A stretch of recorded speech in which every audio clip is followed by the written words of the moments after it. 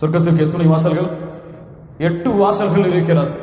இந்த 8 வாசல்கள் வழியாகவும் அல்லாஹ்வுடைய தூதர் ஸல்லல்லாஹு அலைஹி வஸல்லம் அவர்கள் சொன்னார்கள், ஒவ்வொரு வாசலின் வழியாகவும் ஒவ்வொரு கூட்டம் அழைக்கப்படும். தொழுகையின் வாசல் வழியாக யா அப்துல்லா ஹாதா கைர், இது உன்னுடைய வாசல் தொழுகையாளி என்று சொல்லப்படும். நோன்பாளிக்கு அர்ரையான் என்ற ஒரு வாசல், அதன் வாசல் வழியாக நோன்பாளிகள் அழைக்கப்படும். இப்படி ஷஹீதுகள் அவர்களுக்கு ஒரு வாசல், இப்படி 8 வாசல்கள் வழியாகவும் அந்தந்த கூட்டம் எதில் அவர் சிறப்பு பெற்றிருக்கிறாரோ அவர் அழைக்கப்படுவார். ஆனால் இந்த 8 வாசல்கள் வழியாகவும் ஒரே ஒரு பெயர் மட்டும் அழைக்கப்படும். தொழுகையின் வாசலிலும் அவர் இருப்பார், நோன்பின் வாசலிலும் அவர் இருப்பார், அல்லாஹ்வுடைய மார்க்கத்திற்காக போராடிய வாசலிலும் அவர் இருப்பார். இந்த 8 வாசல்கள் வழியாகவும் ஒருவரின் பெயர் அழைக்கப்படுமா என்று அபூபக்கர் ரலியல்லாஹு அன்ஹு அவர்கள் கேட்கிறார்கள்.